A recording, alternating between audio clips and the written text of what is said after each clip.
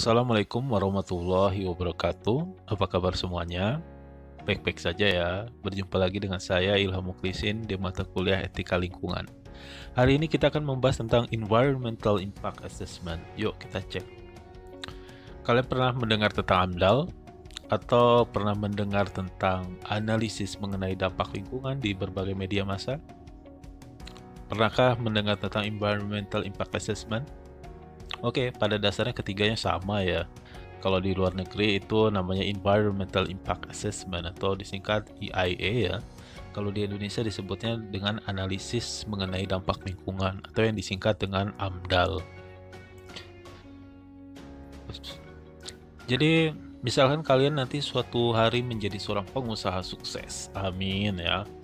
Tentunya harus dikaji apakah nanti misalkan kalian membuat pabrik pupuk misalkan gitu ya, dikaji dulu oleh pemerintah ataupun pihak-pihak yang berwenang ya, apakah pabrik pupuk kalian itu layak atau tidak gitu untuk kelestarian lingkungan gitu, apakah dia akan merusak atau tidak ya, merusak lingkungan atau tidak gitu. Jadi AMDAL di sini adalah apa ya, suatu pengkajian ya, atau pengujian atau penilaian atau assessment ya, atau analisa yang dilakukan oleh pemerintah atau pihak-pihak yang berwenang untuk menilai suatu proyek itu layak atau tidak, dalam artian dia berdampak positif ataukah negatif terhadap lingkungan. Di AIA itu nantinya akan ada informasi ya, bagaimana aktivitasnya, prosesnya, bagaimana dampak yang akan diberikan oleh suatu proyek gitu. Yang nantinya itu menjadi keputusan gitu, apakah si proyek itu layak untuk dilanjutkan, layak untuk didirikan atau tidak itu.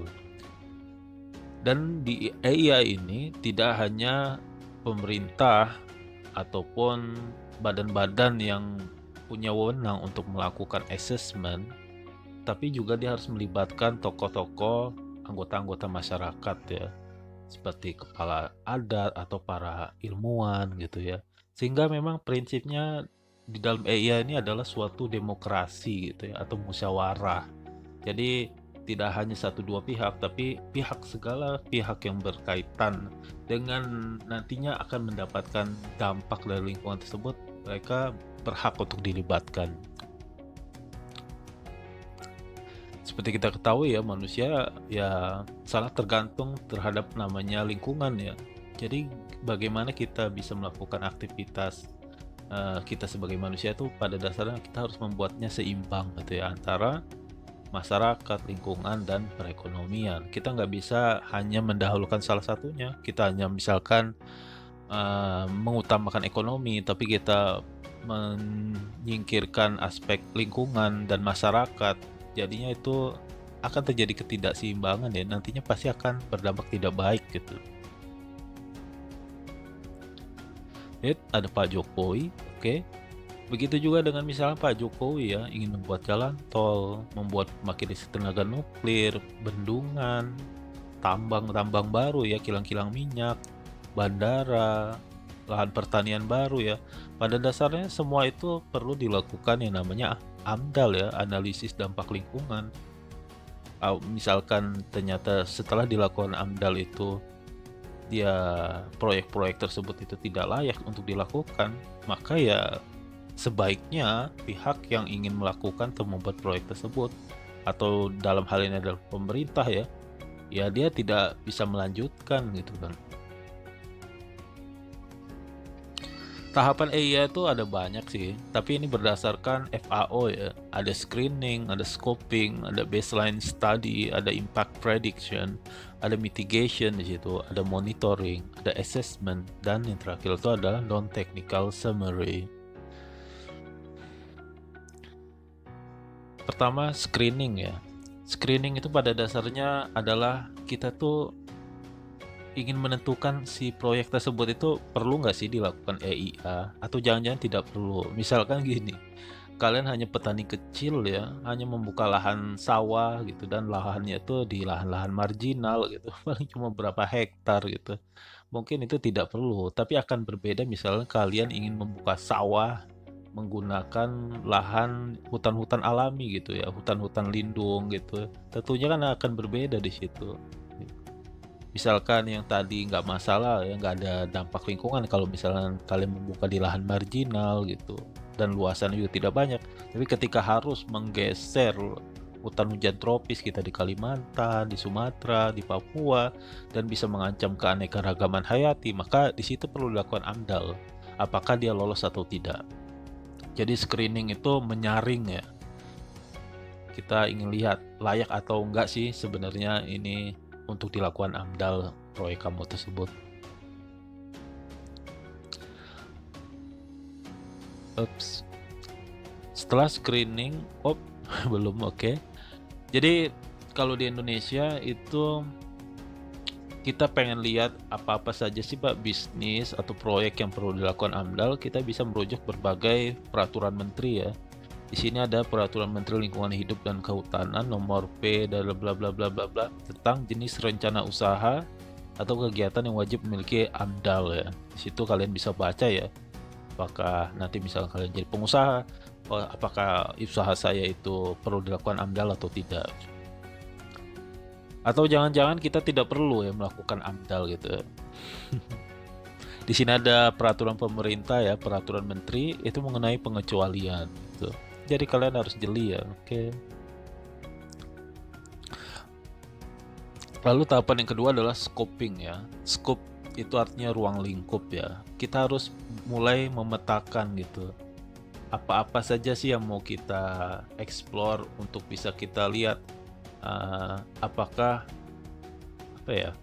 kita tuh ingin melihat faktor-faktor apa sih yang menjadi penentu dari analisis yang akan kita lakukan nanti ya. Misalkan kita melakukan analisis di misalkan misalkan akan berbeda gitu AMDAL yang kita lakukan dalam pembukaan lahan perkebunan kelapa sawit, maka dia bisa berbeda ya dengan AMDAL yang dilakukan misalkan untuk pembukaan tambang batu bara.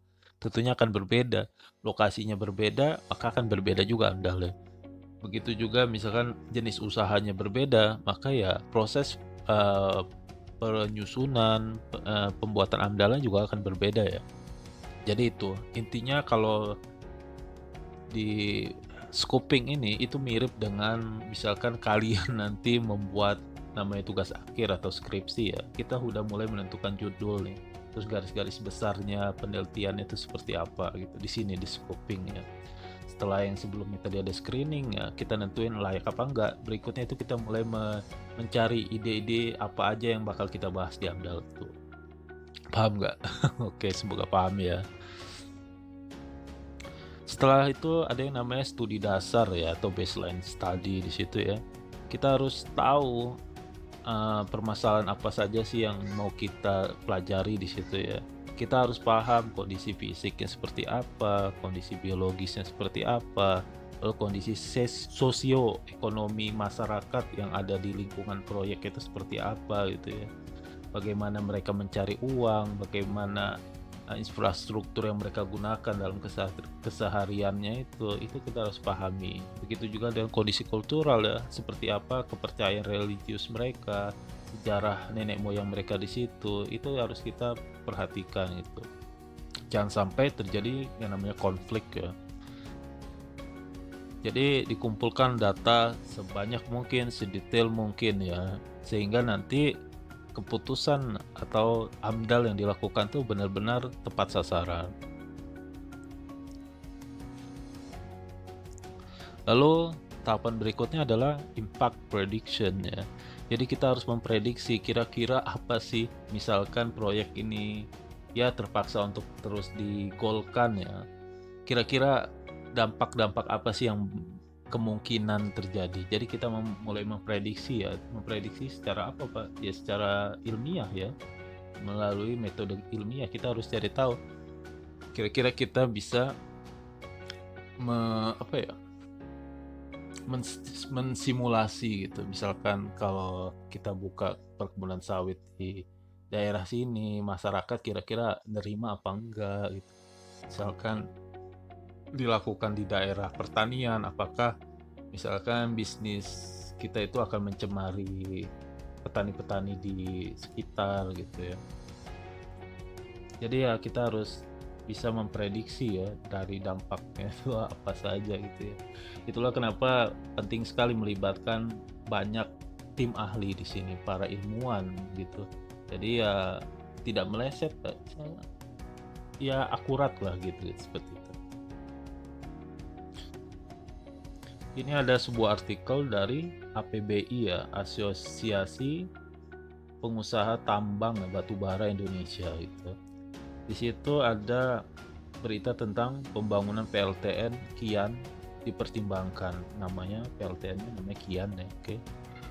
Dipertimbangkan, itu ada poin di situ, ada paragraf ya di artikel itu, dia memperhatikan yang namanya resiko letusan gunung berapi, gempa dan tsunami ya. Kalian pasti pernah mendengar tentang kabar meledaknya pembangkit listrik ya, reaktor ya, pembangkit listrik atau reaktor nuklir yang ada di Jepang ya, gara-gara tsunami ya, gempa gitu. Jadi hal seperti ini perlu dilakukan gitu. Potensi-potensi bahaya itu harus mulai diprediksi dari awal gitu kan. Jangan sampai misalnya membuat pembangkit listrik tenaga nuklirnya di daerah yang rawan gempa gitu kan. Soalnya kan banyak struktur bangunan yang besar-besar ini ya. Misalkan terjadi gempa, lalu dia rusak, retak, bagaimana misalnya terjadi ledakan atau seperti itulah pokoknya ya. Jadi harus memperhatikan banyak aspek ya. Bagaimana nanti misalkan potensi bahayanya, kira-kira seperti itu ya. Lalu tahapan berikutnya adalah mitigasi. Kita ingin mencari alternatif gitu dalam mitigasi ini. Seandainya memang proyek kita ini banyak sekali mudorotnya atau ya lumayan mengganggu masyarakat gitu. Misalkan ada alternatif, kenapa enggak kita cari alternatif tersebut gitu. Atau kita desain ulang gitu. Sehingga proyek yang kita lakukan itu mungkin nanti dampak negatifnya bisa lebih rendah gitu ya. Atau bisa jadi kita bisa menemukan ya teknologi tertentu gitu, atau solusi yang nantinya bisa untuk mencegah gitu, nantinya akan menyelamatkan dari proyek tersebut ya. Misalkan terjadi sesuatu, misalnya kita lakukan suatu trik atau inovasi tertentu, jadinya proyek ini tidak menjadi bencana untuk lingkungan di masa depan. Lalu juga perlukah studi lebih lanjut ya, ada di proses mitigasi ini ya. Setelah itu ada yang namanya monitoring ya dan assessment. Sebenarnya mereka terpisah tapi bisa dilakukan bersamaan ya.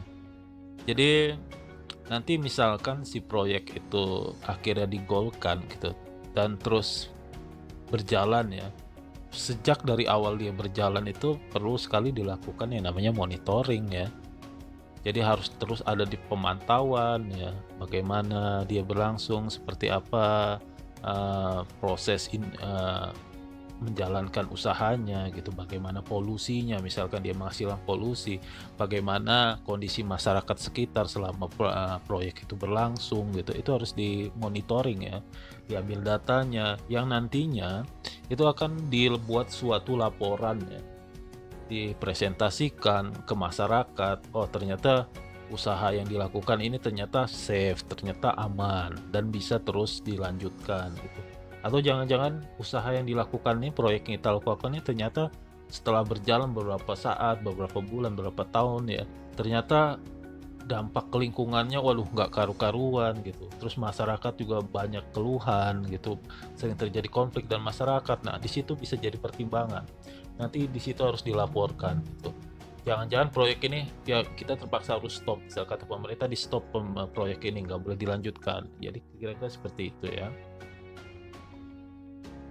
Yang berikutnya adalah non-technical summary ya, atau bahasa simpelnya dia nanti setelah beberapa saat berlangsung gitu ya, atau setelah dilakukan berbagai asesmen ya, misalkan ternyata si proyek ini ternyata menurut para ahli ya, tim-tim yang dibentuk untuk menentukan AMDAL ini ternyata dia tidak layak untuk dilakukan.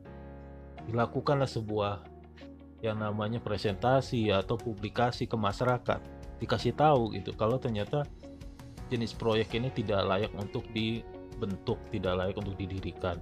Misalkan ternyata dia digolkan gitu, terus berlangsung ya prosesnya berjalan berapa lama, lalu dilakukan monitoring, lalu dilakukan evaluasi.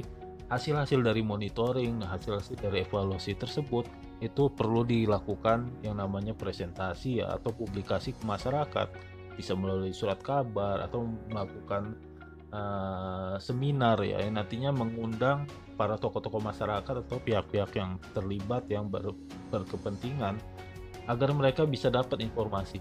Oh, ternyata bisnis pupuk yang kita dirikan gitu ternyata ya aman-aman saja gitu bagi lingkungan gitu ya, tidak berdampak buruk gitu, atau kita sudah melakukan banyak hal untuk bisa mengurangi dampak negatifnya, atau kita sudah melakukan berbagai kompensasi misalnya ke masyarakat atau melalui pajak, denda dan lain sebagainya, sehingga di situ nanti bisa jadi oke, masyarakat bisa menerima hal tersebut, lalu ya menentukan apakah proyek tersebut bisa berlangsung atau tidak, kira-kira seperti itu ya.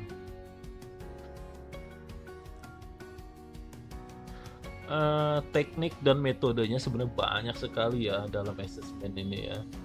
Berbeda proyeknya akan berbeda, tipe metodenya, lalu kategorinya seperti apa, itu akan banyak sekali ya, akan unik dari setiap kegiatan proyek tertentu ya. Jadi apakah kalian mau menghafal ini semua atau mempelajari teknik ini semua?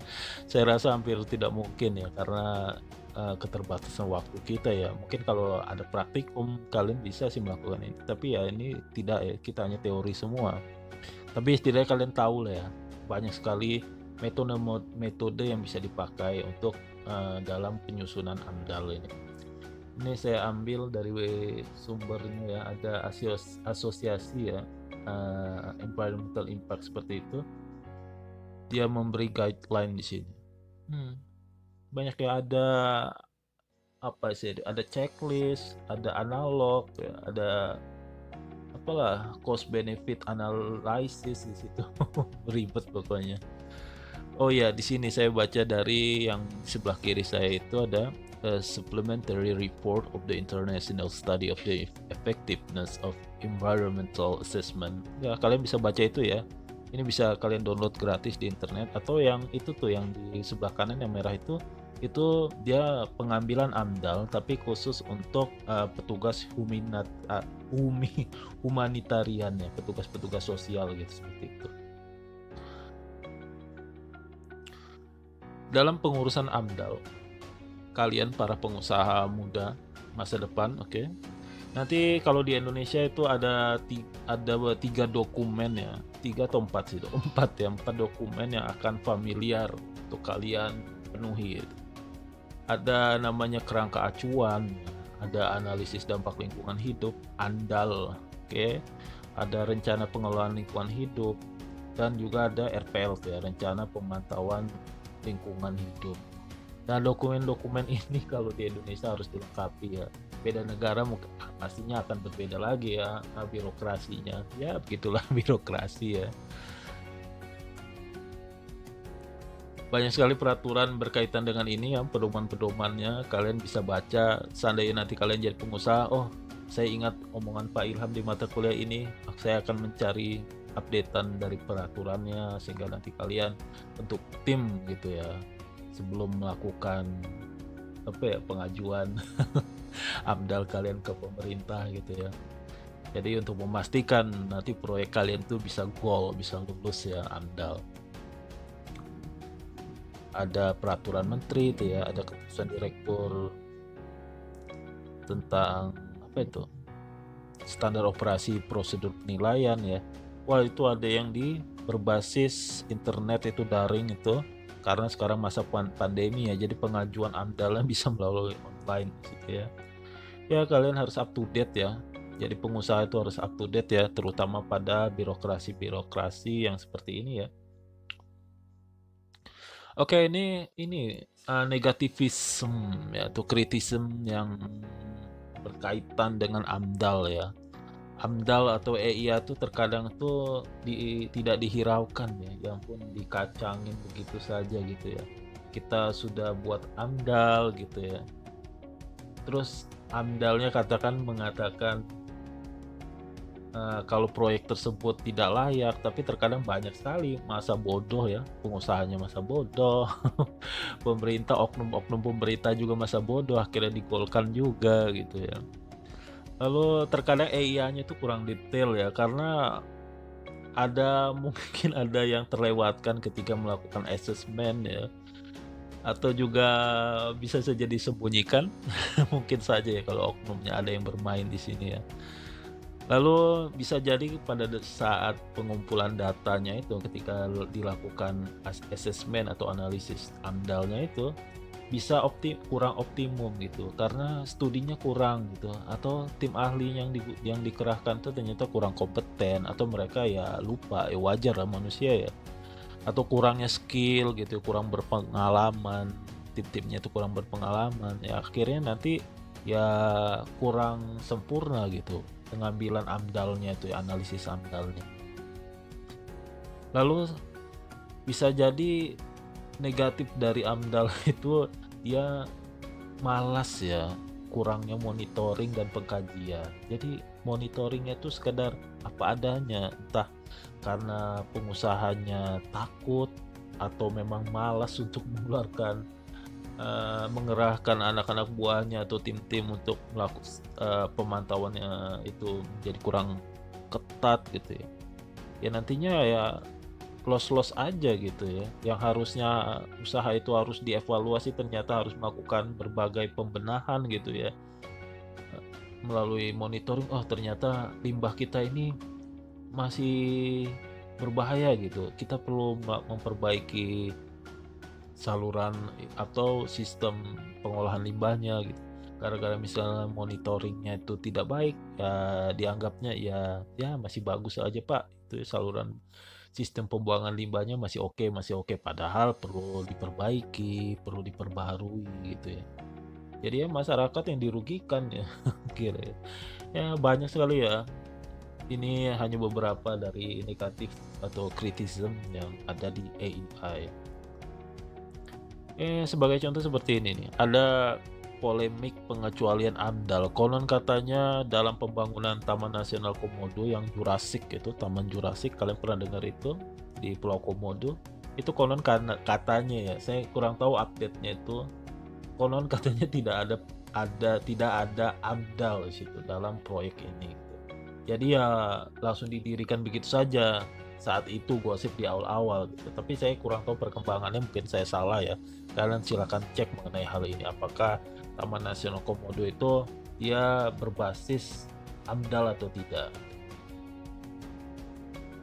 Nah, AMDAL ini karena memang lahan basah ya. Jadi dia bisa jadi ladang korupsi untuk oknum-oknum tak bertanggung jawab ya. Pemerintah, petugas-petugas yang melakukan analisisnya itu yang ditunjuk oleh kementerian, ditunjuk oleh pemerintah untuk melakukan evaluasi AMDAL, dia malah bermain dengan pengusaha. Jadinya proyek-proyek yang harusnya tidak goal ya secara AMDAL ternyata dia tidak layak, itu bisa digolkan gitu kan. Ya pakai pelicin ya wali biru. Ini ada Profesor Emil Salim ya, dia berbicara walaupun AMDAL itu menjadi ladang korupsi gitu ya, tapi ya jangan dihapus ya seperti KPK ya. Walaupun katanya KPK ada ini itu, tapi kita perlu yang namanya KPK gitu ya. Orang nggak ada KPK aja korupsi, apalagi nggak ada gitu. Orang ada AMDAL aja banyak perusahaan yang nakal mencemari lingkungan gitu ya, membuat perusahaan yang tidak ramah lingkungan, apalagi kalau AMDAL dihapuskan, kira-kira seperti itu. Oke, sekian tuh hari ini. Maaf untuk keterbatasannya. Seperti biasa kalau kalian ada pertanyaan atau unek-unek ya, saya sangat berterima kasih sekali kalau kalian bisa melayangkan ya ke saya via personal WA aja ya, seperti biasa. Oke, saran saya bukan saran ya, atau pesan saya gitu ya. Tetap cintai lingkungan ya. Siapapun diri kalian kelak di masa depan, saya yakin kalian menjadi orang-orang yang bersinar ya. Tapi itu semua akan sia-sia kalau kalian nanti menjadi pengusaha sukses, menjadi seorang pejabat yang sukses. Tapi kalau kalian tidak mencintai lingkungan, itu suatu minus ya, suatu kekurangan untuk kalian. Jadi tetap cintai alam dimanapun siapapun kalian. Assalamualaikum warahmatullahi wabarakatuh.